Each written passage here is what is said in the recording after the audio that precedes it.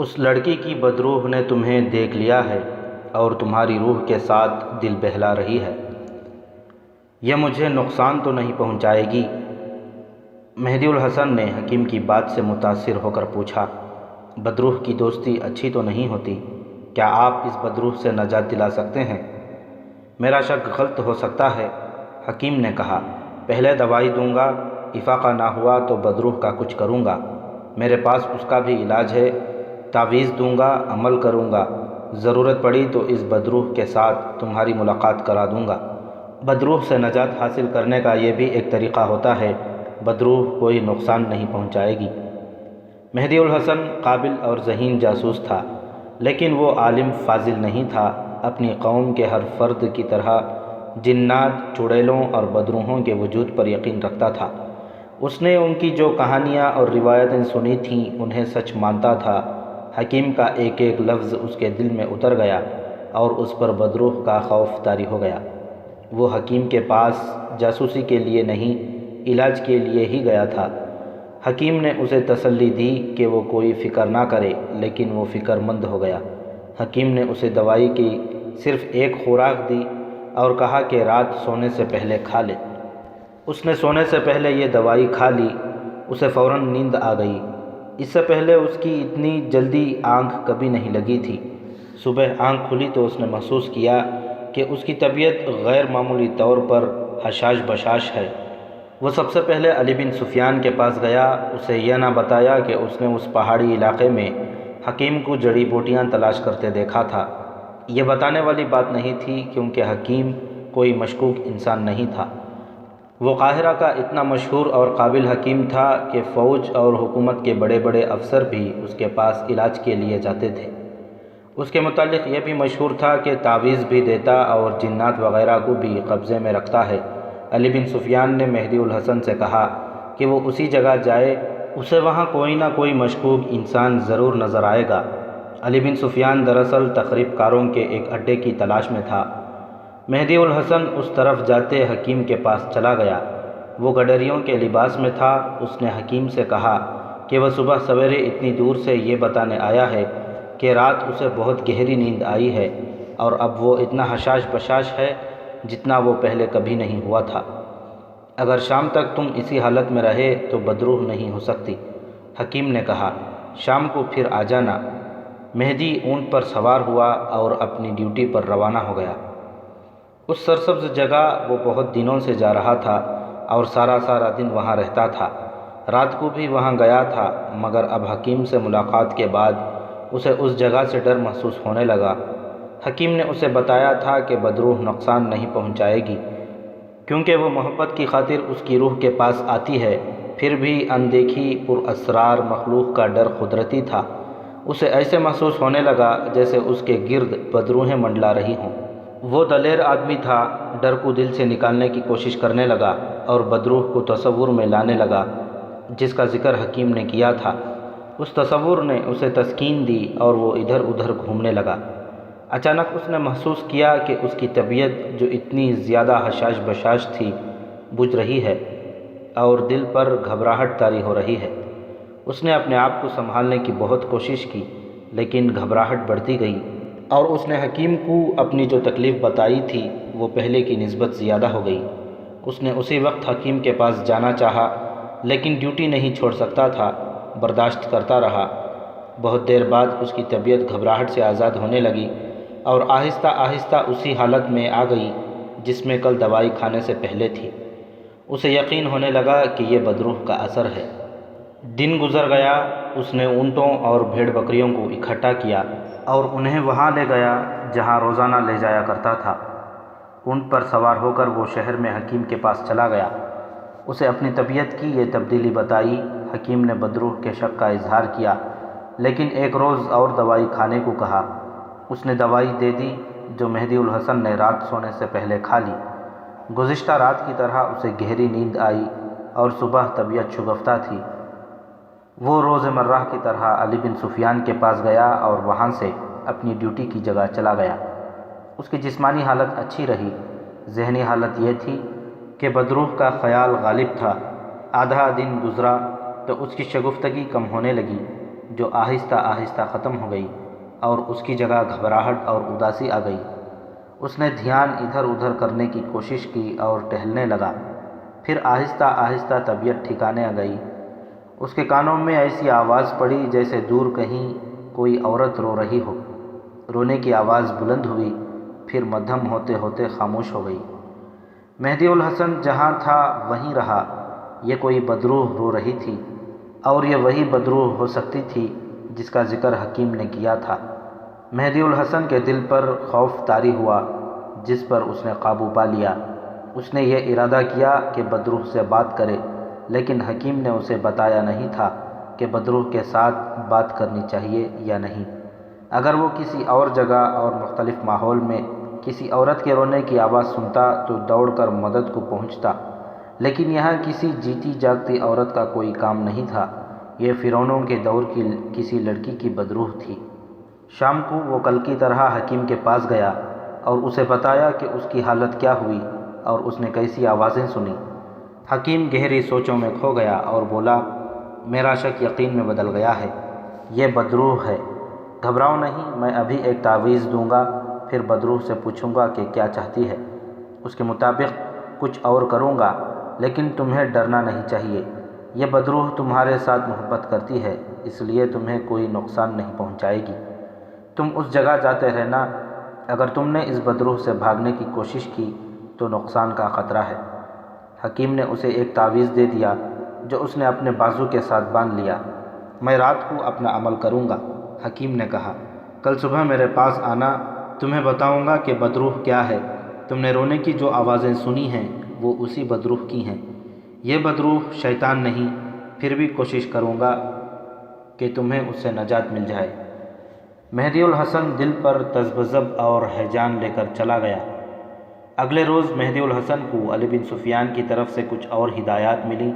وہ بھاگم بھاگ حکیم کے پاس گیا۔ حکیم جیسے اسی کے انتظار میں بیٹھا تھا، اسے دیکھتے ہی اٹھ کھڑا ہوا اور اسے اندر لے گیا۔ وہ تمہارے ساتھ صرف ایک ملاقات کرنا چاہتی ہے، حکیم نے اسے کہا۔ وہ تمہارے سامنے آئے گی، اپنا آپ دکھائے گی، تم اسے دیکھ سکو گے۔ ہو سکتا ہے پہلے روز وہ تمہارے سامنے آئے اور غائب ہو جائے۔ وہ دوسری دنیا کی مخلوق ہے، شاید اس دنیا کے انسانوں کے قریب آنے سے گریز کرے۔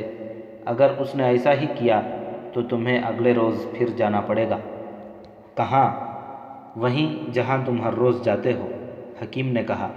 جہاں تم نے مجھے دیکھا تھا، تم وہاں رات کو جاؤ گے۔ آپ بھی ساتھ ہوں گے؟ نہیں، حکیم نے جواب دیا۔ اس جہان میں گئی ہوئی روح صرف اسے نظر آتی ہے جسے وہ چاہتی ہے، اور اگر کوئی گنہگار بدروح کسی انسان پر نظر رکھ لے تو اسے فوراً مار ڈالتی ہے۔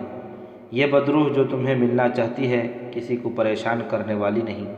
اس کے رونے کو سمجھو، وہ مظلوم ہے، محبت کی پیاسی ہے۔ میں نے رات جب اسے حاضر کیا تو وہ زار و قطار روئی، اور اس نے میری منت کی کہ اس شخص کو تھوڑی دیر کے لیے میرے پاس بھیج دو، پھر ہمیشہ کے لیے چلی جاؤں گی۔ اگر یہ باتیں کوئی اور کر رہا ہوتا تو مہدی الحسن پر اتنا زیادہ اثر نہ ہوتا جتنا اس نے قبول کیا۔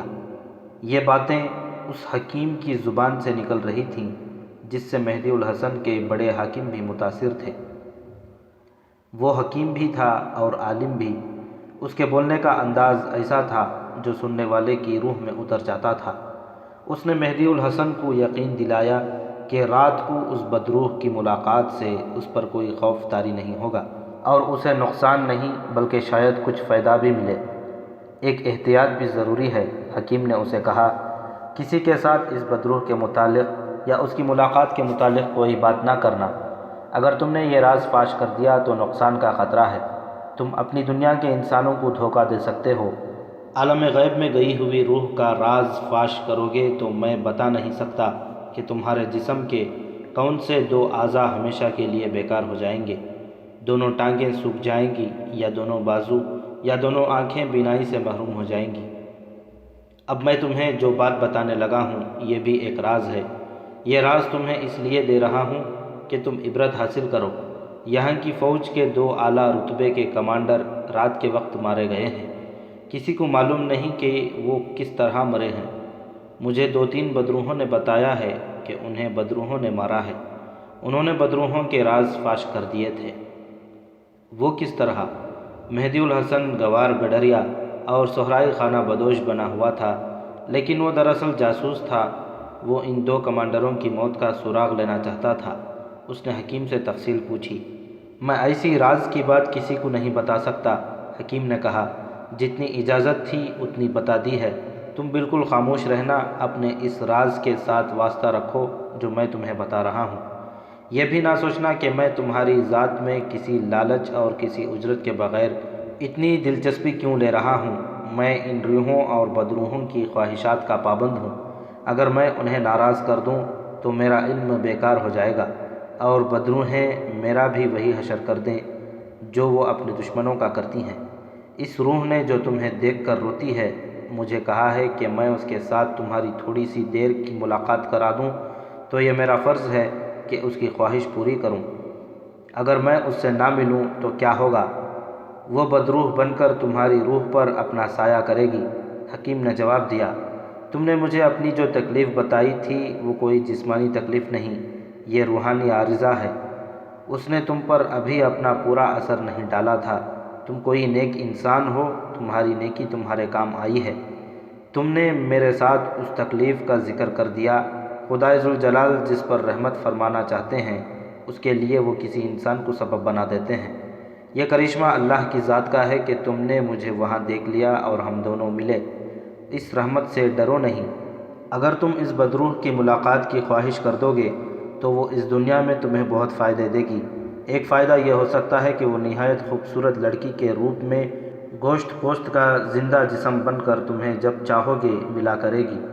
تم اسے بیوی بنا کر گھر رکھ سکتے ہو، اور اگر وہ زیادہ مہربان ہو گئی تو مجھے یقین ہے کہ وہ تمہیں کسی فرعون کے مدفون خزانے کا بھید بتا دے اور ایسا ذریعہ پیدا کر دے کہ تم یہ خزانہ نکال کر اس بدروح کو ساتھ لے کر مصر سے کہیں دور چلے جاؤ اور کسی خطے کے بادشاہ بن جاؤ۔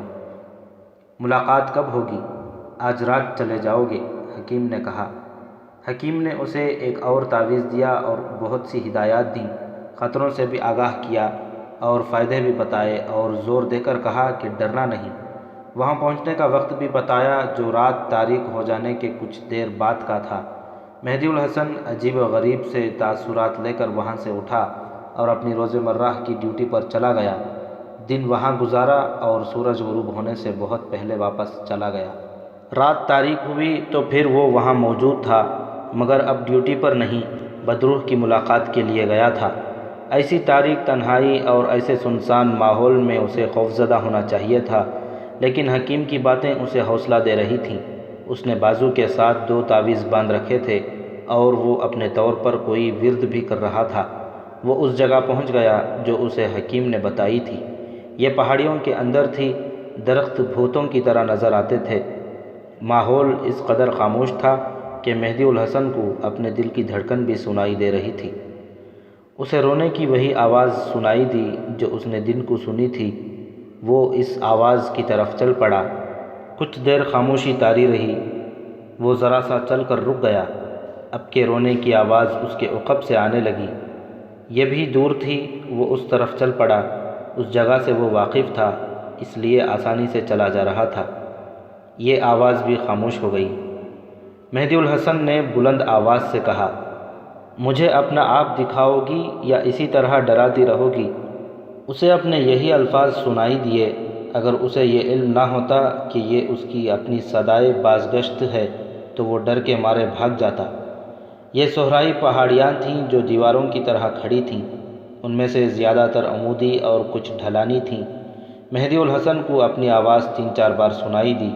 اس کی آواز ماحول اور فضا میں گھومتی اور تیرتی محسوس ہوتی تھی۔ اس آواز کی گونج تاریک فضا میں تحلیل ہو گئی تو اسے ایک نسوانی آواز سنائی دی، مجھ سے ڈرو نہیں، آگے آؤ۔ یہ آواز دور سے آئی تھی۔ یہ اسے کئی بار سنائی دی اور آہستہ آہستہ ختم ہو گئی۔ آواز پھر آئی، اب بے وفائی نہ کرنا، میں 2000 سال سے تمہاری راہ دیکھ رہی ہوں۔ مہدی الحسن کو یہ الفاظ کئی بار سنائی دیے، پھر مہدی الحسن کی آواز ابھری اور بار بار سنائی دینے کے بعد خاموش ہو گئی۔ اس طرح دونوں طرف سے آوازیں ابھرتیں، بھٹکتیں اور گونجتی رہیں۔ بدروح کی آواز میں التجا تھی، جس سے مہدی الحسن کا خوف دور ہو گیا۔ وہ ان پہاڑیوں میں اندر تک چلا گیا۔ اسے سامنے روشنی کی چمک دکھائی دی جو آسمانی بجلی کی طرح چمکی اور بجھ گئی۔ اس چمک میں اس نے دیکھ لیا کہ وہ کہاں ہے۔ اسے اس چمک میں اس سرنگ کا دہانہ نظر آیا تھا جس میں سے وہ گزر کر ایک بار دوسری طرف گیا تھا۔ وہ وہیں رک گیا۔ کچھ دیر بعد روشنی پھر چمکی اور اس میں اسے سرنگ کے دہانے میں کوئی انسان کھڑا نظر آیا۔ روشنی جانے کہاں سے آ رہی تھی، یہ اتنی لمبی چوڑی تھی کہ دہانے میں کھڑا انسان صاف نظر آتا تھا۔ وہ اس سے کم و بیش 50 قدم دور تھا۔ اس نے غور سے دیکھا، چہرہ بڑی ہی خوبصورت لڑکی کا تھا۔ صرف چہرہ نظر آتا تھا، باقی سارا جسم سفید کفن میں لپٹا ہوا تھا۔ مہدی الحسن ڈرنے لگا۔ اسے نسوانی آواز سنائی دی، مجھ سے ڈرو نہیں، 2000 سال سے تمہاری راہ دیکھ رہی ہوں۔ وہ آگے بڑھا، چند قدم چلا ہوگا کہ کفن سے ایک بازو باہر آیا جو مہدی الحسن کی طرف بڑھا۔ ہاتھ کی ہتھیلی اس طرح آگے ہوئی جیسے اشارہ کیا ہو کہ آگے نہ آنا۔ مہدی الحسن وہیں رک گیا۔ روشنی بجھ گئی۔ وہ اس طرح انتظار میں کھڑا رہا کہ روشنی ایک بار پھر چمکے گی اور اسے کفن میں لپٹی ہوئی یہ لڑکی نظر آئے گی، مگر اسے آواز سنائی دی، تم پر اعتبار کون کرے، چلے جاؤ چلے جاؤ، مجھ پر اعتبار کرو، مہدی الحسن نے کہا اور آگے کو دوڑا۔ وہ پکارتا جا رہا تھا، میں تمہاری خاطر آیا ہوں، میرے قریب آؤ۔ وہ سرنگ کے دہانے میں جا رکا۔ اس سرنگ کے اندر سے آواز سنائی دی، کل آنا، چلے جاؤ، تم فانی دنیا کے انسان ہو، تمہارے وعدے بھی فانی ہیں۔ مہدی الحسن سرنگ کے اندر چلا گیا اور آگے ہی آگے چلتا گیا۔ اسے سرنگ کا دوسرا دہانہ دکھائی دیا۔ سرنگ کے اندر کی نسبت باہر تاریکی کم تھی، اس لیے سرنگ کا دہانہ نظر آ رہا تھا۔ سرمئی سی اس روشنی میں ایک لمبوترا سایہ دکھائی دیا جو فوراً غائب ہو گیا۔ یہ کفن میں لپٹی ہوئی لڑکی جیسا تھا۔ مہدی الحسن دوڑ پڑا، ٹھوکر کھا کر گرا اور اٹھ کر پھر دوڑا۔ اگلے دہانے میں جا کر اس نے آوازیں دی، مگر اسے اپنی ہی پکار کی صدائے بازگشت کے سوا کوئی جواب نہ ملا۔ رونے کی آواز بھی نہ ابھری۔ بدروح نے بھی اسے نہ پکارا۔ وہ مایوس ہو کر واپس چل پڑا۔ ابھی وہ سرنگ کے وسط ہی میں تھا کہ اسے سرنگ کے سامنے والے دہانے میں روشنی دکھائی دی، مگر اس روشنی میں کفن میں لپٹی ہوئی لاش نہیں تھی۔ روشنی بجھ گئی۔ مہدی الحسن سرنگ سے نکل گیا۔ اسے سامنے اور ذرا بائیں کو بلندی پر روشنی کا دھوکہ ہوا، مگر وہ کسی اور طرح کی روشنی تھی، جیسے کسی نے کھڈ میں یا چٹان کے پیچھے آگ جلا رکھی ہو۔ مہدی الحسن نے کچھ سوچا اور ادھر کو چل پڑا جدھر سے آیا تھا۔ وہ اس پہاڑی علاقے سے نکل گیا۔ اس کا اونٹ باہر بندھا تھا۔ وہ اونٹ پر سوار ہوا اور قاہرہ کی سمت روانہ ہوا۔ اس کی ذہنی کیفیت ایسی تھی جس میں ڈر اور خوف نہیں، بلکہ اضطراب اور ہیجان تھا۔ وہ ان دو روشنیوں کے متعلق سوچ رہا تھا، ایک وہ جس میں اسے کفن میں لپٹی ہوئی لاش نظر آئی تھی، اور دوسری وہ جو اسے بلندی پر دکھائی دی تھی۔ بلندی والی روشنی آگ کی تھی۔ وہ اپنے ٹھکانے پر پہنچ گیا۔ رات بہت گزر گئی تھی، پھر بھی اسے نیند نہ آئی۔ بار بار کفن میں لپٹی ہوئی لڑکی کا چہرہ اس کے سامنے آتا تھا اور یہ ارادہ اسے تڑپا دیتا تھا کہ وہ رات وہیں گزارے اور اس لڑکی کو قریب سے دیکھ کر لوٹے۔ عادت کے مطابق وہ صبح وقت پر اٹھا، مشین کی طرح روزمرہ کے کام کیے، علی بن سفیان کے پاس جا کر نئی ہدایات لیں، جن میں ایک یہ تھی کہ اس علاقے میں اس کی ڈیوٹی ختم کر دی گئی تھی۔ اسے شہر کے باہر کسی اور جگہ جانے کو کہا گیا۔ مجھے ابھی وہیں جانے دیں جہاں اتنے دنوں سے جا رہا ہوں، مہدی الحسن نے کہا۔ مجھے توقع ہے کہ ان پہاڑی میں مجھے کچھ مل جائے گا۔ میں 2-3 روز بعد آپ کو بتا سکوں گا کہ یہ علاقہ صاف ہے یا نہیں۔ علی بن سفیان اس کے مشورے کو نظر انداز نہیں کر سکتا تھا۔ وہ کوئی عام قسم کا جاسوس نہیں تھا، اس شعبے کا عہدیدار تھا اور تجربے کے لحاظ سے وہ قابل اعتماد تھا۔ کچھ دیر کی بحث اور غور و خوض کے بعد علی بن سفیان نے اپنے اسی علاقے میں جانے کی اجازت دے دی۔ مہدی الحسن بدروح سے ملے بغیر اس علاقے کو چھوڑنا نہیں چاہتا تھا۔ یہ شاید پہلا موقع تھا کہ اس نے فرض پر اپنی ذاتی خواہش کو ترجیح دی تھی۔ علی بن سفیان کو ذرا سا بھی شک ہوتا کہ وہ کسی اور چکر میں اپنی ڈیوٹی بدلنے سے گریز کر رہا ہے تو اسے کبھی نہ جانے دیتا۔ ایک تجربہ کار جاسوس اور سراغ رساں اپنے آپ کو ایسے خطرے میں ڈال رہا تھا جس میں اس کی جان ضائع ہو سکتی تھی۔ مہدی الحسن حکیم کے پاس گیا اور اسے رات کی واردات سنائی۔ حکیم نے آنکھیں بند کر لیں اور منہ ہی منہ میں کچھ بڑبڑاتا رہا۔ تھوڑی دیر بعد اس نے آنکھیں کھولیں اور مہدی الحسن کی آنکھوں میں جھانکا۔ آج رات پھر جاؤ، حکیم نے اسے کہا۔ اس پاک جہاں کی مخلوق اس ناپاک دنیا کے کسی انسان کے قریب آنے سے ڈرتی ہے۔ تم کوئی ایسی ویسی حرکت نہ کرنا، شاید آج بھی ذرا سی دیر نظر آ کر وہ غائب ہو جائے۔ تم بے صبر نہ ہو جانا، وہ تمہیں ملنے کو بے تاب ہے، ضرور ملے گی۔ اگر اس ملاقات میں تمہارا فائدہ نہ ہوتا تو میں تمہیں وہاں نہ بھیجتا، تمہاری جان کو بھی کوئی خطرہ نہیں۔ مہدی الحسن چلا گیا، اس علاقے میں گھوما پھرا، سرنگ کے اندر گیا، دوسری طرف گیا، سرنگ کے دہانے سے نیچے اتر گیا۔ اسے زمین پر کپڑے کی ایک پٹی پڑی نظر آئی، اس نے اٹھا لی۔ یہ نصف انچ چوڑی اور کوئی نصف گز لمبی ہوگی۔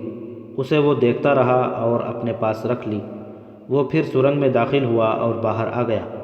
اس نے اس بلندی کی طرف دیکھا جہاں رات اسے آگ کا دھوکا ہوا تھا۔ ادھر ڈھلان تھی، وہ سرنگ سے نکل کر ڈھلان پر چڑھنے لگا۔ اسے ایک مردانہ آواز سنائی دی، اوپر نہ جانا، جس کے لیے تم آئے ہو وہ تمہیں رات کو ملے گی۔ یہ آواز گونج کر بار بار سنائی دینے لگی، ہماری دنیا میں آ کر کھوج نہ لگاؤ۔ یہی آواز پھر سنائی دی۔ مہدی الحسن رک گیا۔ اسے ایسے محسوس ہونے لگا جیسے یہ آواز اس کے ارد گرد گھوم رہی ہے۔ وہ اوپر نہ گیا، حیرت زدہ ہو کر ادھر ادھر دیکھتا رہا۔ اس نے سوچا کہ وہ کوئی ایسی حرکت نہ کر بیٹھے جس سے یہاں کی کوئی بدروح اسے نقصان پہنچا دے۔ وہ اس جگہ سے باہر چلا گیا اور ایک جگہ بیٹھ کر سوچنے لگا کہ اس جگہ کی حقیقت کیا ہے۔ دن اسی سوچوں میں گزر گیا اور رات کو وہیں واپس آنے کے لیے چلا گیا۔ سورج غروب ہونے کے بعد جب وہ اس پہاڑی خطے میں جانے لگا تو وہی بھیس بدلا جس میں وہ وہاں جایا کرتا تھا۔ دن کے وقت جب وہ ڈیوٹی پر جاتا تھا تو اپنا لمبا خنجر ساتھ لے جاتا تھا۔ حکیم نے اسے بڑی سختی سے کہا تھا کہ وہ رات کو جب بدروح سے ملنے جائے تو اپنے ساتھ کوئی ہتھیار نہ لے جائے۔ گزشتہ رات وہ خنجر اپنے ساتھ نہیں لے گیا تھا۔ اب شام کو وہ بدروح کی ملاقات کے لیے جا رہا تھا۔ اس نے گڈریوں کا بھیس بدلا، خنجر دیوار کے ساتھ لٹک رہا تھا۔ اس نے خنجر کو دیکھا اور گہری سوچ میں کھو گیا۔ ہدایت کے مطابق اسے خنجر ساتھ نہیں لے جانا تھا، لیکن اس نے گہری سوچ سے بیدار ہو کر خنجر دیوار سے اتار لیا، اپنے کپڑوں کے اندر کمر کے ساتھ باندھ لیا اور باہر نکل گیا۔ اس جگہ پہنچ کر اس نے اونٹ کو بٹھا دیا اور اس جگہ چلا گیا جہاں سے سرنگ کا دہانہ نظر آتا تھا۔ اسے اپنے عقب میں کسی کے قدموں کی آواز سنائی دی جو فوراً خاموش ہو گئی۔ اس کے فوراً بعد اوپر سے پتھر لڑکنے کی آواز آئی جو ایسی بلند تو نہیں تھی، لیکن ایسے سکوت اور ایسی وادیوں میں جو عمودی پہاڑیوں میں گھری ہوئی تھیں۔ یہ آواز لڑکتے پتھر ساکن ہو جانے کے بعد بھی سنائی دیتی رہی، پھر ایسی گونج بن کر فضا میں تیرنے لگی جیسے کوئی سسکیاں اور ہچکیاں لے رہا ہو۔ ذرا اور وقت گزرا تو مہدی الحسن کو رونے کی آوازیں سنائی دیں۔ میرے سامنے آؤ، مہدی الحسن نے بلند آواز سے کہا۔ میری دنیا ناپاک ہے، میں ناپاک نہیں ہوں، تم مجھے پھر چھوڑ کر چلے جاؤ گے؟ یہ نسوانی آواز کہیں قریب سے آئی۔ مہدی الحسن کی آواز اور یہ نسوانی آواز یوں بار بار سنائی دینے لگی جیسے ایک دوسرے کے تعاقب میں دوڑ رہی ہوں۔ روشنی چمکی اور بجھ گئی جس سے مہدی الحسن کو سرنگ کا دہانہ نظر آیا۔ وہ دبے پاؤں تیز قدم آگے چلا گیا اور سرنگ کے دہانے سے ذرا نیچے ایک بڑے پتھر کے پیچھے چھپ گیا۔ اس نے ادھر اوپر دیکھا جہاں گزشتہ رات اسے آگ کا دھوکا ہوا تھا۔ وہ دھوکا آج بھی موجود تھا۔ سرنگ کا دہانہ ذرا بلند ہوا، وہ پیٹ کے بل سرکتا اوپر چلا گیا اور وہ چند لمحوں بعد دہانے کے اندر تھا۔ وہاں سے اس نے چھپ کر ادھر اوپر دیکھا جدھر اسے آگ کا دھوکا نظر آیا تھا۔ اب چونکہ وہ خود بھی بلندی پر تھا اس لیے اسے وہاں آگ کی ایسی روشنی دکھائی دی جس کا شعلہ کہیں چھپا ہوا تھا۔ اسے سرنگ کے اندر سے کسی عورت کی آواز سنائی دی، 2000 سال سے تمہاری راہ دیکھ رہی ہوں، آگے آؤ۔ مہدی الحسن سرنگ کی دیوار کے ساتھ ساتھ اور اندر کو چل پڑا۔ اسے خیال آیا کہ حکیم نے اسے کہا تھا کہ اپنے ساتھ کوئی ہتھیار نہ لے جانا ورنہ اس لڑکی کی روح سامنے نہیں آئے گی۔ اس کے پاس 1.5 فٹ لمبا خنجر تھا اور بدروح بول رہی تھی۔ وہ اور آگے چلا گیا اور سرنگ کے وسط میں پہنچ گیا۔ سرنگ فراخ تھی، اسے کوئی آتا محسوس ہوا۔ وہ دیوار کے ساتھ لگ کر بیٹھ گیا۔ اس کے قریب سے کوئی گزرنے لگا۔ اتنے گھپ اندھیرے میں بھی اس نے اندازہ لگا لیا کہ یہ وہی لڑکی ہے اور یہ کفن میں لپٹی ہوئی ہے۔ لڑکی رک گئی اور اس نے رونے کی آواز نکالی۔ مہدی الحسن نے یہ آواز پہلے کئی بار سنی تھی۔ اس کا دل بہت زور زور سے دھڑکنے لگا۔ کفن میں لپٹی ہوئی لاش آگے کو سرکی۔ عین اس وقت دہانے پر روشنی چمکی اور بجھ گئی۔ مہدی الحسن اٹھا اور بجلی کی تیزی سے پیچھے سے لاش کو دبوچ لیا۔ لاش کی آواز سنائی دی، او بدبخت، تمہیں کس وقت مذاق سوجھا ہے؟ چھوڑو مجھے، شکار انتظار میں کھڑا ہے۔ مہدی الحسن نے جس شک میں جان کی بازی لگا کر اسے پکڑا تھا وہ شک صحیح ثابت ہوا۔ اس نے سوچ لیا تھا کہ یہ بدروح ہوئی تو اس کے ہاتھ نہیں آئے گی اور اس کی جان نکل جائے گی، اور اگر یہ کوئی دھوکہ ہوا تو اسے بڑا موٹا شکار مل جائے گا۔ کفن میں لپٹی ہوئی اس عورت کی آواز سنتے ہی مہدی الحسن سرگوشی میں بولا، اونچی آواز نکالی تو خنجر ایک پہلو میں گھونپ کر دوسرے پہلو سے نکال دوں گا۔ میں تمہارا دل اور کلیجہ منہ کے راستے نکال کر کھا جاؤں گی۔ عورت نے کہا، میں روح ہوں۔ مہدی الحسن نے اسے ایک بازو سے دبوچے رکھا اور دوسرے ہاتھ سے خنجر نکال کر اس کی نوک عورت کے پہلو میں رکھ دی۔ سرنگ کے سامنے والے دہانے پر ایک بار پھر روشنی چمکی۔ مہدی الحسن کا ادھر جانا پرخطر تھا۔ میں اسی لیے تمہیں اپنے قریب نہیں آنے دیتی تھی کہ تم فریبی اور فانی دنیا کے انسان ہو۔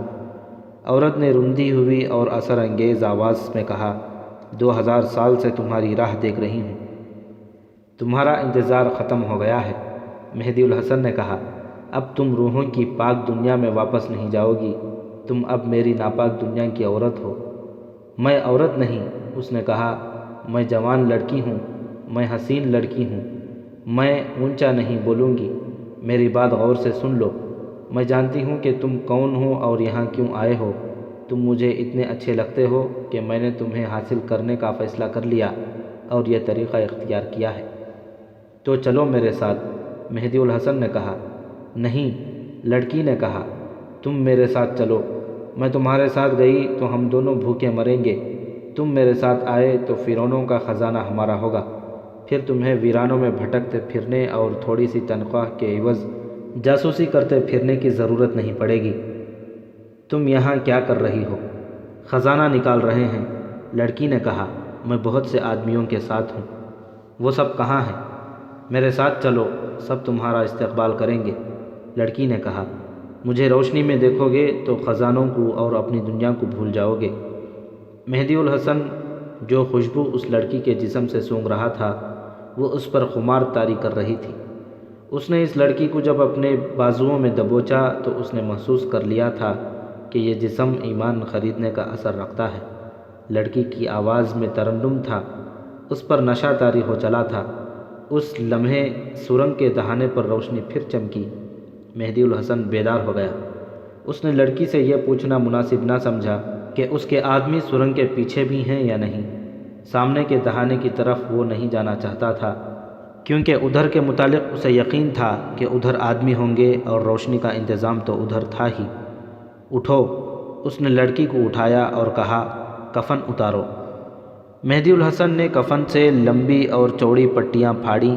ایک سے لڑکی کے ہاتھ پیٹھ پیچھے باندھ دیے، دوسری پٹی سے اس کی ٹانگیں ٹخنوں کے قریب سے باندھیں، تیسری پٹی اس کے منہ پر باندھ کر اسے کندھے پر ڈال لیا، خنجر ہاتھ میں رکھا اور وہ سرنگ کے پچھلے دہانے کی طرف چل پڑا۔ اسے وہاں سے بہت جلدی نکلنا تھا۔ گزشتہ رات جب مہدی الحسن یہاں آیا تھا تو وہ بدروح سے ہی ملنے آیا تھا۔ سرنگ کے دہانے پر وہ روشنی کی چمک میں اسے نظر آئی اور غائب ہو گئی تھی۔ مہدی نے دہانے پر جا کر ایک تو دہانے کے سامنے بلندی پر روشنی سی دیکھی تھی اور پھر وہ سرنگ کے اندر گیا تھا تو اس نے دوسرے دہانے میں سے ایک سایہ سا باہر جاتے دیکھا تھا۔ دن کے وقت وہ پھر سرنگ میں سے گزر کر دوسری طرف گیا تو اسے کپڑے کی ایک باریک سی پٹی زمین پر پڑی نظر آئی تھی۔ اسے پٹی دیکھتے ہی یاد آ گیا کہ میت پر کفن ایسی ہی پٹیوں سے باندھا جاتا ہے۔ وہ چونکہ علی بن سفیان کا تربیت یافتہ تھا، اس لیے وہ ذرا ذرا سی چیزوں اور لطیف سے اشاروں کو بہت اہمیت دے رہا تھا۔ وہ جب آج رات بدروح کی ملاقات کے لیے چلا تھا تو اس نے حکیم کے منع کرنے کے باوجود خنجر ساتھ لے لیا تھا۔ یہ آزمائش کا ایک طریقہ تھا۔ خنجر کے باوجود بدروح آ گئی۔ اس نے دلیری یہ کی کہ آج دہانے پر روشنی نظر آتے ہی وہ دہانے میں چلا گیا اور وہاں سے اس نے بلندی پر دیکھا، وہاں آگ کا چھپا ہوا شعلہ تھا، دہانے پر چمک وہیں سے آتی تھی۔ مہدی الحسن کو دو واقعات یاد آ گئے۔ صلیبیوں کے ایجنٹوں نے مصر کے ایسے ہی پہاڑی علاقوں میں مصر کے دیہاتیوں کو توہمات میں الجھانے اور انہیں اثر میں لینے کے لیے یہ طریقہ اختیار کیا تھا کہ ایک پہاڑی پر بڑے شعلے والی مشعل جلا کر چھپا رکھی تھی۔ اس کے سامنے لکڑی کا ایک ایسا تختہ رکھتے تھے جس پر ابرق چپکا ہوا تھا۔ دوسرے واقعے میں چمکیلی دھات کی چادر استعمال کی گئی تھی۔ ابرق یا دھات کی چمک سامنے والی پہاڑی پر پڑتی تھی۔ مشعل اور چادر کے درمیان ایک اور تختہ رکھتے تو چمک بجھ جاتی تھی۔ یہ مشعل اور چمکیلی چادر ایسی جگہ رکھی جاتی جہاں سے یہ لوگوں کو نظر نہیں آتی تھی۔ ان دونوں وارداتوں میں صلیبی ایجنٹ پکڑے گئے اور ان کا یہ طریقہ بے نقاب ہو گیا تھا، ورنہ سیدھے سادے لوگ اسے غیب کی چمک سمجھتے تھے۔ ان دونوں وارداتوں میں چھاپا مارنے والوں میں مہدی الحسن بھی تھا۔ وہ سمجھ گیا کہ سرنگ کے بالکل بالمقابل پہاڑی پر جو آگ کا دھوکہ سا ہوتا ہے وہ مشعل چھپی ہوئی ہے اور سرنگ کے دہانے پر اسی کی چمک پھینکی جاتی ہے۔ اسے ٹریننگ کے دوران بتایا گیا تھا کہ جو انسان مر جاتا ہے وہ ہمیشہ کے لیے اس دنیا سے تعلق توڑا جاتا ہے۔ خدا اس کی روح کو یوں بھٹکنے کے لیے نہیں چھوڑ دیتا کہ وہ انسانوں کے پیچھے دوڑتی پھرے۔ جو مر جاتے ہیں وہ نہ جسمانی طور پر واپس آتے ہیں، نہ روح یا بدروح کی شکل میں۔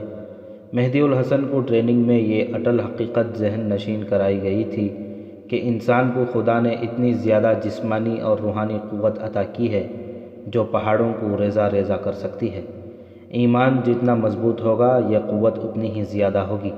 جنات اور بھوت اور چڑیلیں انسان کے اپنے ذہن کی تخلیق ہیں۔ صلیبی ہمارا ایمان کمزور کرنے کے لیے ہم پر واہمے اور توہمات طاری کر رہے ہیں۔ یہ سبق قوم کے ہر فرد کو ملنا چاہیے تھا، لیکن یہ ممکن نہیں تھا۔ سلطان ایوبی نے لڑاکا جاسوسوں، کمانڈوز کے جو دستے تیار کیے تھے انہیں بڑی کاوش سے ذہن نشین کرایا گیا تھا کہ ایمان کی قوت کیا ہوتی ہے۔ انہیں توہمات سے دور رکھا گیا تھا، انہیں عملی سبق بھی دیے گئے تھے۔ صلیبیوں نے تمہارے سامنے حضرت عیسیٰ کو زمین پر اتارا تھا۔ مہدی الحسن کو علی بن سفیان کا ایک سبق یاد آ گیا تھا۔ تمہارے سامنے خدا کو بھی انہوں نے زمین پر اتارا تھا، وہ بدروحوں کو بھی لائے۔ تم نے یہ فریب کاری اپنی آنکھوں دیکھی تھی اور یہ بھی دیکھا تھا کہ یہ فریب کاری کیسی کاریگری سے کی جا رہی تھی۔ تم نے اپنی آنکھوں دیکھا ہے کہ یہ شعبدہ بازی ہے، یہ اسلامی نظریات کو مجروح اور مسخ کرنے کی کوششیں تھیں جو تم نے ناکام کیں۔ خدا پہلے ہی زمین پر موجود ہے۔ قرآن کا فرمان ہے کہ کوئی پیغمبر واپس نہیں آئے گا۔ رسول اکرم صلی اللہ علیہ وسلم کے بعد یہ سلسلہ ختم ہو گیا ہے۔ خدا ذوالجلال نے ہمیں اپنا نور دکھا دیا ہے۔ صلیبی اس کوشش میں مصروف ہیں کہ مسلمانوں کے سینے میں اللہ، رسول صلی اللہ علیہ وسلم اور قرآن کا یہ نور بجھ جائے۔ سلطان ایوبی نے اپنی فوج میں اور خصوصاً اپنے جانباز دستوں کے دلوں میں یہ اصول پیوست کر رکھا تھا، اللہ کے نام پر تم جو بھی خطرہ مول لوگے وہ تمہارے لیے خطرہ نہیں رہے گا، کیونکہ تمہیں خدا کی خوشنودی اور مدد حاصل ہوگی۔ اگر آج تم توہم پرستی کا شکار ہو گئے تو تمہاری اگلی نسل کا ایمان اتنا کمزور ہوگا کہ وہ کفر کے آگے ہتھیار ڈال دے گی۔ ایسے ہی کچھ اور سبق تھے جو مہدی الحسن کو یاد آ گئے تھے۔ اسے اپنی اہمیت کا بھی احساس ہو گیا تھا۔ جیسا کہ بتایا جا چکا ہے کہ وہ معمولی عہدے یا درجے کا جاسوس نہیں تھا، اس کی قابلیت اور تجربہ بھی غیر معمولی تھا۔ دشمن کے تخریب کار اسے قتل کر سکتے تھے، اسی علاقے میں اسے دور سے تیر مار سکتے تھے، لیکن اس کے پائے کے جاسوسوں کو دشمن زندہ پکڑنے یا اپنے جال میں پھانس کر اس پر اپنا طلسم طاری کرنے کی کوشش کرتا تھا۔ صلیبیوں اور حشیشین کے پاس ایسے طریقے تھے جن سے وہ کسی بھی انسان کے ذہن پر قبضہ کر کے اسے اپنے حق میں استعمال کر سکتے تھے۔ مہدی الحسن ان کے کام کا انسان تھا۔ یہ ضروری نہیں تھا کہ انہوں نے صرف اس کو پکڑنے کے لیے اس پہاڑی علاقے میں یہ ڈھنگ رچایا تھا۔ اس علاقے میں کسی جگہ انہوں نے اپنا اڈا بنا رکھا تھا۔ مہدی الحسن کو انہوں نے گڈریے کے روپ میں بھی پہچان لیا تھا، چنانچہ اسے پھانسنے کا یہ طریقہ کیا گیا۔ مہدی الحسن لڑکی کے ہاتھ پاؤں باندھ کر اسے کاندھے پر اٹھائے سرنگ کے دوسرے دہانے کی طرف جا رہا تھا۔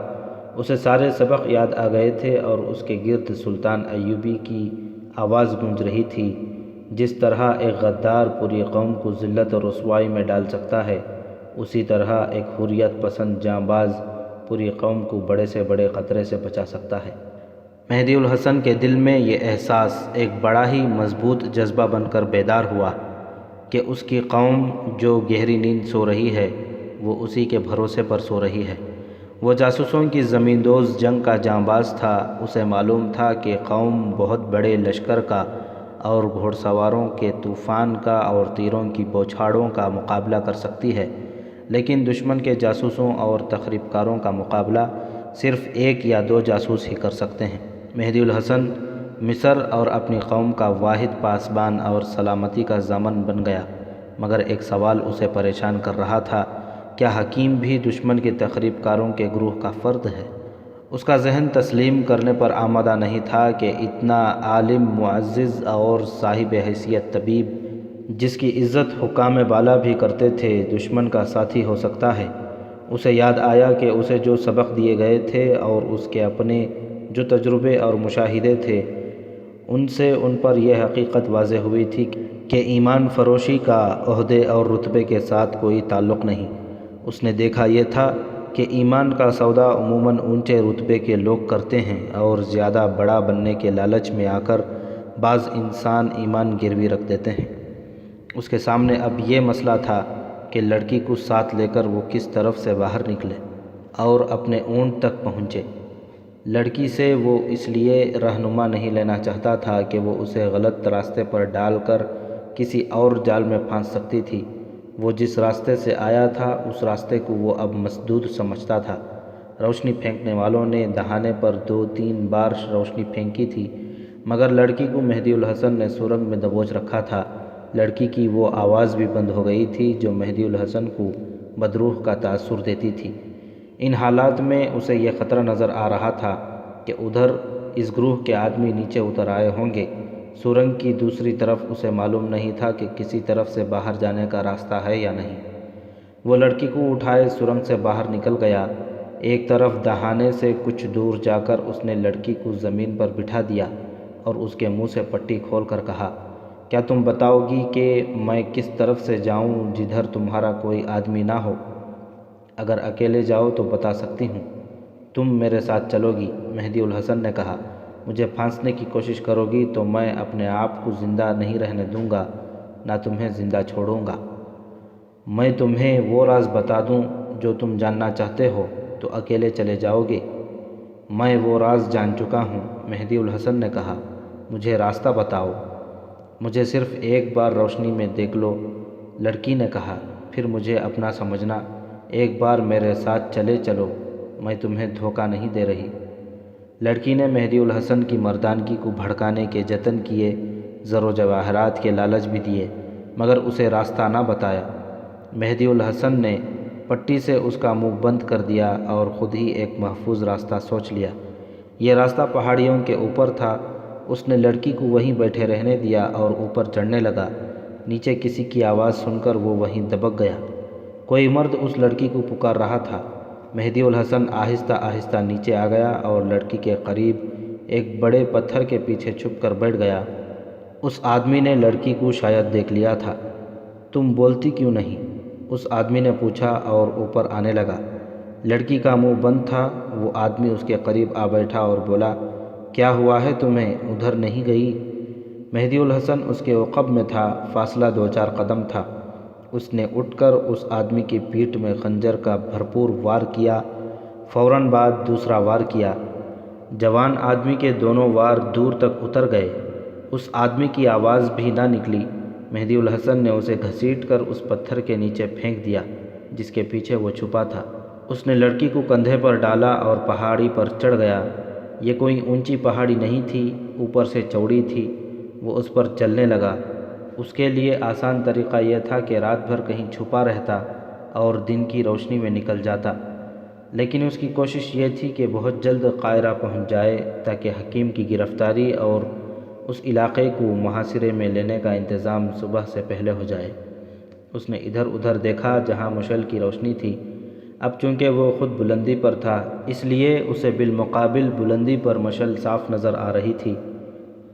ایک آدمی دونوں ہاتھوں میں آئینے کی طرح چمکتی چادر، دھات کی یا ابرق کی اٹھائے ادھر ادھر عکس مار رہا تھا۔ اس کے ساتھ ایک اور آدمی تھا۔ مہدی الحسن کے لیے اوپر آؤٹ تھی۔ وہ اس کی مدد سے روشنی سے بچتا آگے ہی آگے بڑھتا گیا، حتیٰ کہ مشعل اس کی نظروں سے اوجھل ہو گئی۔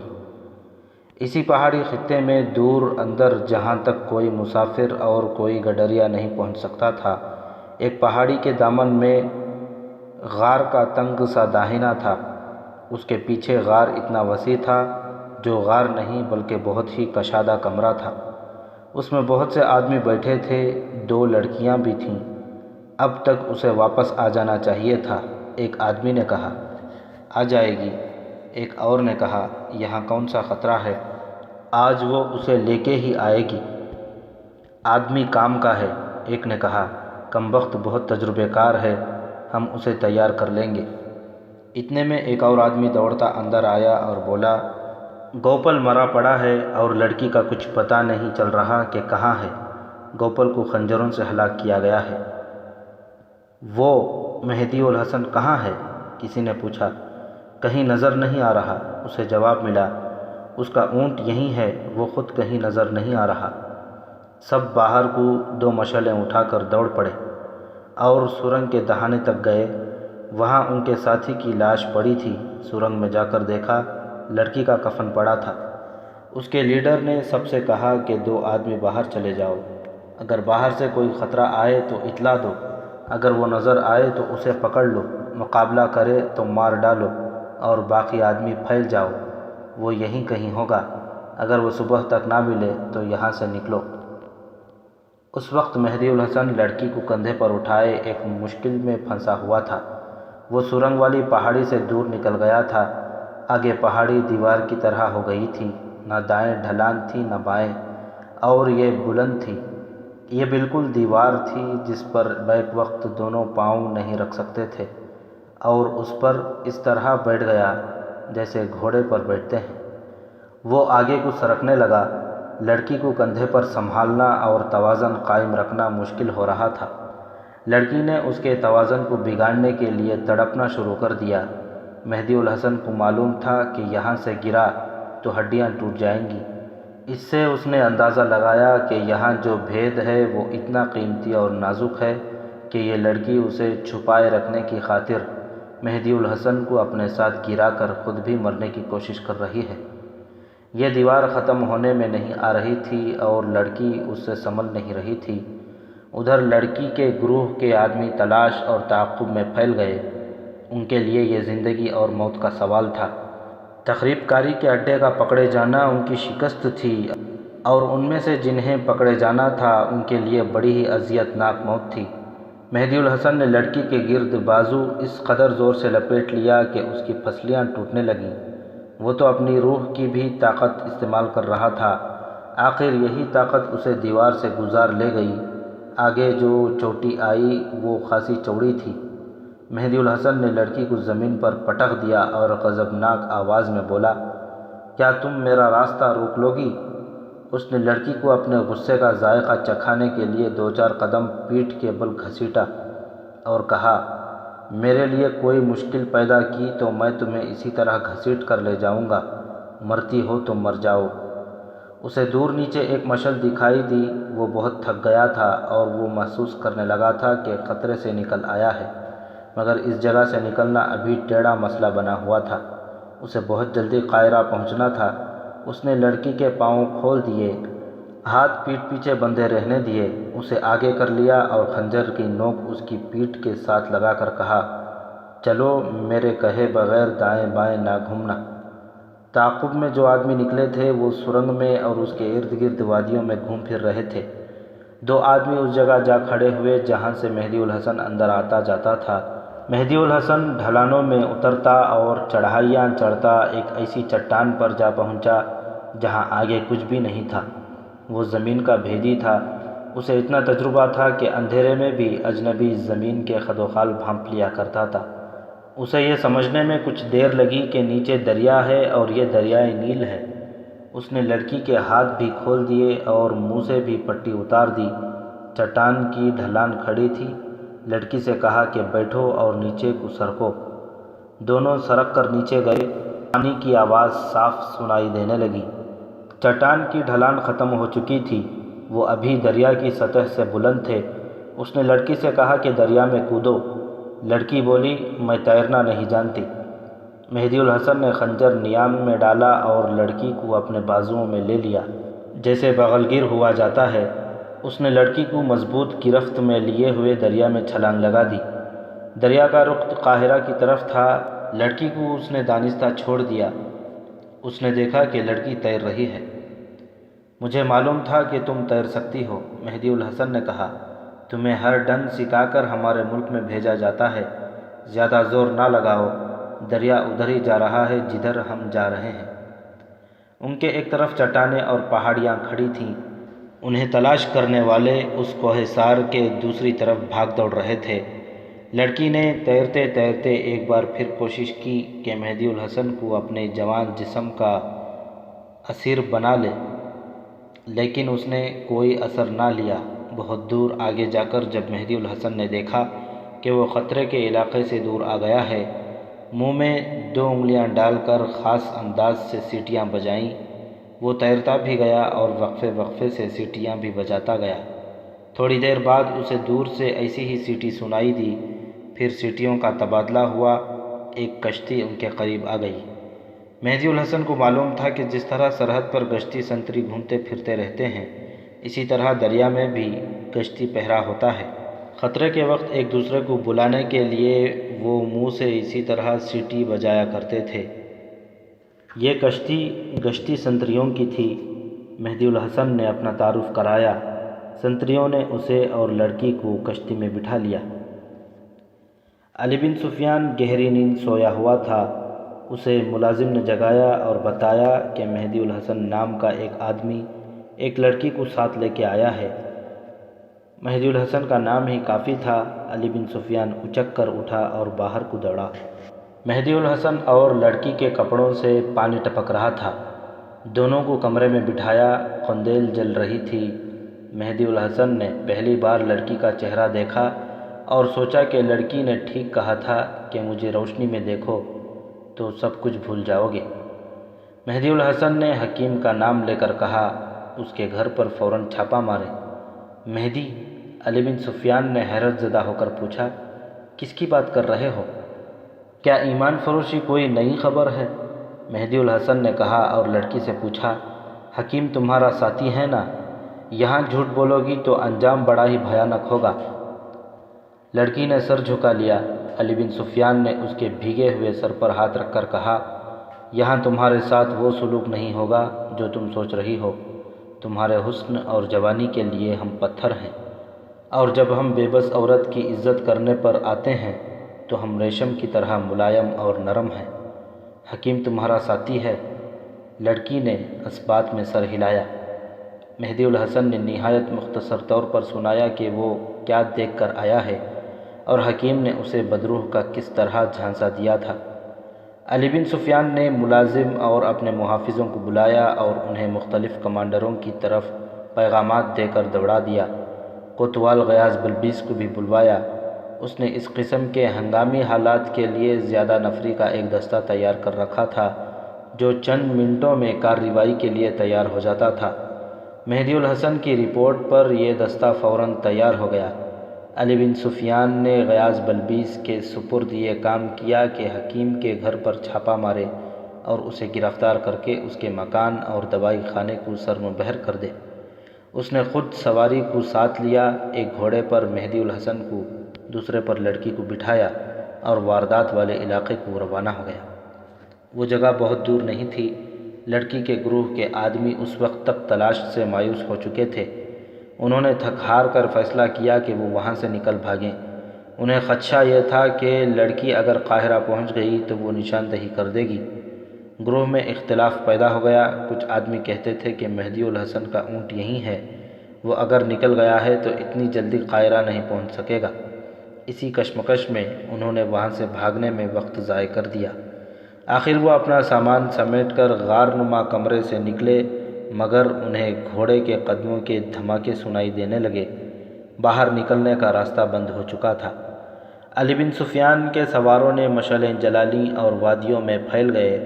لڑکی کو ساتھ رکھا گیا تھا۔ اس نے بتایا کہ اس کا گروہ کہاں رہتا ہے۔ وہاں گئے تو غار کے اندر سے 4-5 آدمی پکڑے گئے۔ اندر مختلف قسم کے سامان کے انبار تھے، جن میں آتش گیر مادہ، تیر و کمان اور خنجر تھے، اور ایک مضبوط بکس میں سونے اور چاندی کے وہ سکے تھے جو مصر میں رائج تھے۔ ان آدمیوں میں صرف ایک صلیبی تھا، باقی قاہرہ کے مسلمان تھے۔ ان کی نشاندہی پر گروہ کے دوسرے افراد کی تلاشی شروع ہوئی۔ ساری رات اور اگلا پورا دن تلاش جاری رہی، جس کے نتیجے میں باقی افراد بھی پکڑے گئے، جن میں 2 ایسی ہی لڑکیاں تھیں جیسی مہدی الحسن نے پکڑی تھیں۔ ادھر قاہرہ میں حکیم کے گھر کو گھیرے میں لے کر اس کے دروازے پر دستک دی گئی تو دروازہ ایک ملازم نے کھولا۔ غیاث بلبیس اپنے چند ایک آدمیوں کے ساتھ اندر چلا گیا۔ اس کے آدمی کمروں میں گھس گئے۔ ان کے ہاتھوں میں مشعلیں تھیں۔ حکیم کے سونے کا کمرہ اندر سے بند تھا۔ دروازہ ایک نیم برہنہ لڑکی نے کھولا۔ حکیم پلنگ پر نیم برہنہ پڑا تھا۔ پلنگ کے قریب صراحی اور پیالے رکھے تھے۔ حکیم نشے کے حالت میں بے ہوش پڑا تھا۔ اس کے مریض اور معتقد تصور بھی نہیں کر سکتے تھے کہ حکیم اس حالت تک بھی پہنچ سکتا ہے۔ لڑکی اس کی بیوی نہیں تھی اور وہ مسلمان بھی نہیں تھی۔ یہ صلیبیوں کا بھیجا ہوا تحفہ تھا، اور اس کے گھر سے جو دولت برآمد ہوئی وہ یقیناً حکمت کی آمدنی نہیں تھی۔ حکیم اس وقت ہوش میں آیا جب وہ قید خانے کے تہ خانے میں بندھا ہوا تھا۔ غیاث بلبیس کو اطلاع دی گئی کہ حکیم بیدار ہو گیا ہے۔ وہ حکیم کے پاس گیا اور اسے کہا کہ وہ اب کچھ بھی چھپانے کی کوشش نہ کرے۔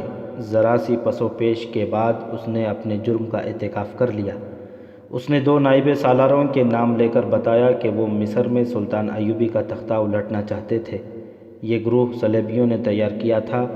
حکیم کو یہ لڑکی تحفے کے طور پر اور بے انداز رقم دے کر اس گروہ میں شامل کیا گیا تھا۔ اس کی یہ شرط بھی مان لی گئی تھی کہ نئی حکومت میں اسے وزارت کے درجے کا عہدہ دیا جائے گا۔ حکیم چونکہ بڑے بڑے افسروں میں بھی مقبول تھا اور وہ قابل حکیم بھی تھا، اس لیے اس کی ہر بات برحق مانی جاتی تھی۔ اس مقبولیت اور اثر و رسوخ سے یہ فائدہ اٹھاتا رہا کہ سلطان ایوبی کے خلاف نفرت پھیلاتا رہا۔ قاہرہ میں جو تخریب کاری کے واقعات ہوئے تھے ان میں حکیم ذمہ داری سے ملوث تھا۔ اس نے اپنی حیثیت اور مقبولیت سے یہ فائدہ بھی اٹھایا کہ علی بن سفیان کے بعض جاسوسوں کو پہچان لیا تھا۔ ان میں مہدی الحسن بھی تھا، جو اس پہاڑی علاقے میں جانے لگا جس میں تخریب کاروں کا اڈا تھا۔ پہلے یہ فیصلہ کیا گیا کہ اسے قتل کر دیا جائے۔ حکیم نے اسے دیکھ لیا۔ اتفاق سے حکیم نے مہدی الحسن کے متعلق بھی معلوم کر رکھا تھا کہ قابل اور جرأت مند جاسوس ہے۔ حکیم نے فیصلہ کیا کہ اتنے تجربے کار آدمی کو قتل کرنے کے بجائے ایسے طریقے سے اپنے جال میں پھانسا جائے کہ وہ اس گروہ کے لیے کام کرے۔ گروہ کے پاس ایسے طریقے موجود تھے۔ وہ چند ایک مصری جاسوسوں کو اپنے ہاتھ میں لے کر استعمال کر رہے تھے۔ علی بن سفیان کا شعبہ انہیں اپنے دیانتدار جاسوس سمجھتا تھا۔ حکیم نے مہدی الحسن کو پھانسنے کا یہ طریقہ اختیار کیا جو سنایا جا چکا ہے۔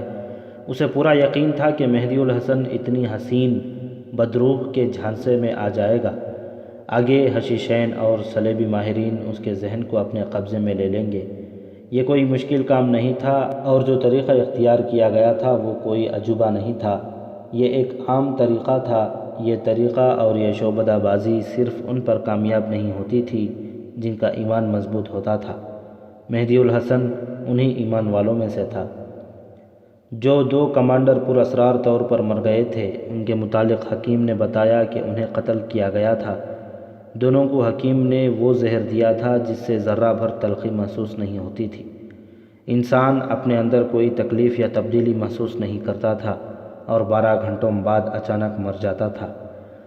ان دونوں کو قتل کرنے کی ضرورت یہ پیش آئی تھی کہ سلطان ایوبی اور اس کی حکومت کے وفادار تھے، دیندار مسلمان تھے۔ انہیں خریدنے کی کوشش کی گئی تھی، مگر وہ ایمان بیچنے کے بجائے ایمان خریدنے والوں کے لیے خطرہ بن گئے تھے۔ حکیم پہلے ان میں سے ایک کو اس طرح ملا جیسے اتفاقیہ آمنا سامنا ہو گیا ہو۔ باتوں باتوں میں حکیم نے اسے کسی بیماری کے وہم میں مبتلا کیا اور دوائی خانے میں بلا کر اسے دوائی کے بہانے زہر دے دیا، جو حشیشین کی ایجاد تھی۔ چند دنوں بعد دوسرے کمانڈر کے ساتھ بھی حکیم نے ایسی ہی اتفاقیہ ملاقات کی اور اسے بھی کسی خفیہ بیماری کے وہم میں ڈال کر زہر دے دیا۔ حکیم نے یہ انکشافات از خود ہی نہیں کر دیے تھے، اس کی زبان تہخانے کی اذیتوں نے کھلوائی تھی۔ اس نے بتایا کہ فوج میں ایک طرف تو بے اطمینانی پھیلائی جا رہی ہے اور دوسری طرف اس میں نشے اور جنسی لذت پرستی کی عادت پیدا کی جا رہی ہے۔ فوجی افسروں کو حکومت کے خلاف کیا جا رہا ہے اور جو مضبوط جذبے والے ہیں انہیں پر اسرار طریقے سے قتل کرنے کا سلسلہ شروع کر دیا گیا ہے۔ سوڈان کی فوج عنقریب مصر کی سرحدوں چوکیوں پر حملوں کا سلسلہ شروع کرنے والی ہے۔ اس سلسلے کی نگرانی اور قیادت صلیبی کریں گے۔ سرحدی دیہات کے لوگوں کو سوڈانی اپنے زیر اثر لیں گے۔ علی بن سفیان اور غیاث بلبیس نے مصر کے قائم مقام امیر العادل کو ان گرفتاریوں، تفتیش اور انکشافات سے باخبر رکھا، لیکن اور کسی کو اس راز میں شریک نہیں کیا گیا۔ حکیم اور اس کے دوسرے ساتھیوں نے جن نائب سالاروں اور دیگر عہدوں کے افراد کے نام بتائے تھے انہیں گرفتار کرنا ضروری تھا، لیکن العادل سلطان ایوبی کا بھائی گھبرا گیا۔ اس نے اس راز کو راز ہی رکھنے کا حکم دیا اور کہا، یہ صورتحال اتنی نازک ہے کہ اسے سلطان ایوبی خود ہی آ کر سنبھالے تو زیادہ بہتر ہے۔ معاملہ بڑا ہی نازک تھا۔ اس نے یہ فیصلہ کیا کہ وہ سلطان ایوبی کے پاس خود جا کے اور اسے مصر آنے کو کہے یا اسے ہدایات لے۔ العادل کی روانگی خفیہ رکھی گئی۔ تمام مشتبہ نائب سالاروں وغیرہ کے ساتھ ایک ایک جاسوس سائے کی طرح لگا دیا۔ میں کوئی نئی خبر نہیں سن رہا۔ شام میں حلب کے قریب اپنے ہیڈ کوارٹر میں العادل سے ساری بات سن کر سلطان ایوبی نے کہا، میں کہہ نہیں سکتا کہ قوم میں ایمان فروشی کا جو مرض پیدا ہو گیا ہے اس کا کیا علاج ہوگا۔ میری نظریں بیت المقدس پر نہیں یوروپ پر لگی ہوئی ہیں، مگر میرے ایمان فروش بھائی مجھے مصر سے نہیں نکلنے دے رہے۔ تم یہ محاذ سنبھالو، میں دمشق جاتا ہوں، وہاں سے مصر جاؤں گا۔ سلطان ایوبی نے العادل کو محاذ کی تمام تر صورتحال بتائی، ہدایات دیں اور کہا کہ اپنے جاسوس اتنی دور تک گئے ہوئے ہیں کہ صلیبیوں نے اگر حملہ کیا تو ہمیں کم از کم 2-3 روز پہلے اطلاع مل جائے گی۔ چھاپہ مار جیش ہر وقت تیاری کی حالت میں رہتے ہیں۔ میں نے انہیں حملے کے ممکنہ راستوں کے ارد گرد چھپا رکھا ہے۔ تازہ اطلاعات یہ ہیں کہ صلیبی حملہ کریں گے۔ اگر میری غیر حاضری سے وہ فائدہ اٹھانے کی سوچ لیں تو گھبرانا نہیں، قلعہ بند ہو کر نہ لڑنا، دشمن کو آگے آنے دینا، پہلا وار دشمن کو کرنے دینا، بے شک پیچھے ہٹ جانا ضمی موضوع ہے، بلندیوں پر قبضہ رہے گا۔ اور خاص طور پر یاد رکھو، سلطان ایوبی نے کہا، الملک الصالح سیف الدین اور جن امراء نے ہماری اطاعت قبول کی ہے، صلیبیوں کے حملے کی صورت میں ان پر اعتبار نہ کرنا۔ ان کے ذہنوں سے بادشاہی کی خواہش نکلی نہیں، معاہدے کے مطابق وہ کوئی فوج نہیں رکھ سکتے۔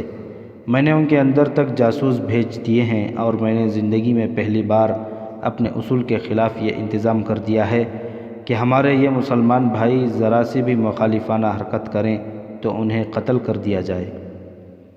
قاضی بہاؤالدین شداد نے اپنی یادداشتوں میں ربیع الاول 572 ہجری ستمبر 1176 عیسوی کا مہینہ لکھا ہے جب سلطان صلاح الدین ایوبی العادل کو محاذ پر چھوڑ کر دمشق گیا۔ اس کا ایک اور بھائی شمس الدولہ توران شاہ یمن سے واپس آ چکا تھا۔ یمن میں بھی صلیبی اثرات پیدا ہو گئے تھے اور وہاں کے مسلمان سلطنت اسلامیہ کے خلاف باغی ہو رہے تھے۔ سلطان ایوبی نے وہاں شمس الدولہ کو بھیجا تھا جو کامیاب لوٹا تھا۔ سلطان ایوبی نے اسے دمشق کا گورنر مقرر کیا اور اکتوبر 1176 میں مصر کو روانہ ہو گیا۔ قاہرہ پہنچتے ہی اس نے تمام مشتبہ افراد کو کسی کے عہدے کا لحاظ کیے بغیر گرفتار کرنے کا حکم دے دیا۔ ان کی گرفتاری کے اگلے روز اس نے وہ تمام سونا اور خزانہ پریڈ کے میدان میں رکھوایا جو غار سے برآمد ہوا تھا۔ اس وقت تک جتنی صلیبی لڑکیاں پکڑی جا چکی تھیں اور جو اب پکڑی گئی تھیں انہیں خزانے کے انبار کے قریب کھڑا کیا گیا۔ ان میں حکیم بھی تھا، نائب سالار بھی تھے اور کمانڈر بھی، سب زنجیروں میں بندھے ہوئے تھے۔ مصر میں جتنی فوج تھی اسے ان کے قریب سے گزار کر میدان میں کھڑا کیا گیا۔ سلطان ایوبی گھوڑے پر سوار آیا اور فوج کے سامنے رکا۔ مجھے بتایا گیا ہے کہ تمہیں حکومت کے خلاف اکسایا جا رہا ہے، سلطان ایوبی نے بلند اور گرجدار آواز میں کہا۔ اگر تم میں سے کوئی مجھے یہ یقین دلا دے کہ وہ اسلام کی عظمت اور رسول خدا صلی اللہ علیہ وسلم کی محبت کی خاطر تمہیں میرے خلاف اور میری حکومت کے خلاف بھڑکا رہا ہے اور وہ قبلہ اول کو کفار سے آزاد کرانے کا عزم رکھتا ہے اور وہ اسپین پر حملہ کر کے اس ملک کو ایک بار پھر سلطنت اسلامیہ کا عزم کیے ہوئے ہے، تو وہ سامنے آئے، میری تلوار لے لے اور میرے گھوڑے پر سوار ہو جائے، میں اس کے حق میں سلطانی سے دستبردار ہوتا ہوں۔ ہر طرف سناٹا طاری ہو گیا۔ سلطان ایوبی پیچھے کو مڑا اور ملزموں سے کہا، میری جگہ لینے والا تم میں ہے؟ وہ کون ہے؟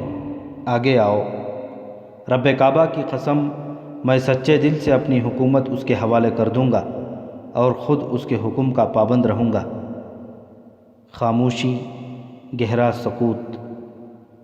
اللہ کے شیروں، سلطان ایوبی فوج سے مخاطب ہوا، تمہیں بغاوت پر نہ اسلام کی عظمت کے لیے اکسایا جا رہا ہے، نہ رسول صلی اللہ علیہ وسلم کے نام مقدس کی خاطر۔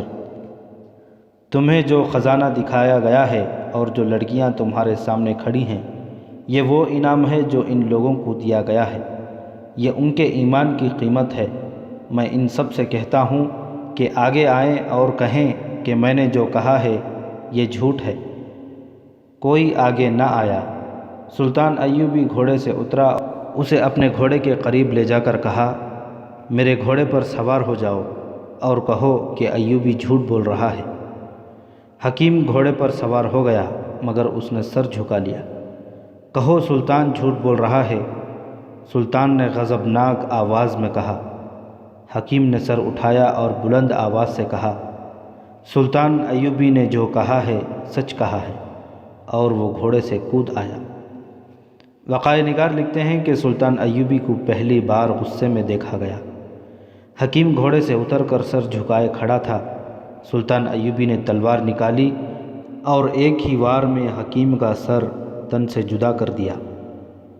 وہ اپنے گھوڑے پر سوار ہوا اور بڑی ہی بلند آواز سے چلایا، اللہ کے سپاہیوں، عظمت اسلام کے پاسبانوں، اگر میں نے بے انصافی کی ہے تو یہ لو، میری تلوار ہے، میری گردن اڑا دو۔ اس نے اپنی تلوار برچھی کی طرح فوج کی طرف پھینکی۔ تلوار کی نوک زمین پر گڑ گئی اور تلوار جھولنے لگی۔ سب سے آگے والا سالار گھوڑے سے کود کر اترا، تلوار زمین سے اٹھا کر اور دونوں ہاتھوں پر رکھ کر سلطان کو پیش کی اور کہا، سلطان، اتنا جذباتی ہونے کی ضرورت نہیں۔ فوج میں اتنا شور اٹھا کہ سالار کی آواز دب گئی۔ فوج ملزموں کے خلاف بھڑک اٹھی تھی۔